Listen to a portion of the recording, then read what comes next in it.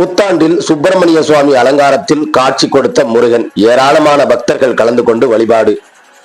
கிருஷ்ணகிரி மாவட்டம் ஓசூர் மாநகராட்சிக்கு உட்பட்ட பாகலூர் சாலை மாநகராட்சி அலுவலகத்திற்கு எதிரே மலை மீது அமைந்துள்ள ஸ்ரீ அழகன் முருகன் கோவிலில் புத்தாண்டை முன்னிட்டு நேற்று காலை முதலே ஸ்ரீ முருகனுக்கு சிறப்பு பூஜைகள், சிறப்பான அலங்கார அபிஷேக பூஜைகள் நடைபெற்று வந்தன.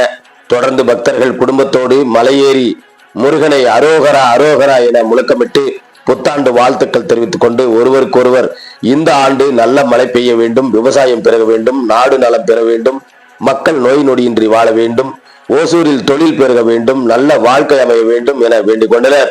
புத்தாண்டில் ஸ்ரீ அழகன் முருகன் சுப்பிரமணிய அலங்காரத்தில் பக்தர்களுக்கு காட்சியளித்தார். சுப்பிரமணிய முருகனை பக்தர்கள் நீண்ட வரிசையில் காத்திருந்து தரிசனம் செய்து சென்றனர் என்பதும் குறிப்பிடத்தக்கது. ஓசூரில் இருந்து செய்தியாளர் செல்வமுடன் ராமச்சந்திரன்.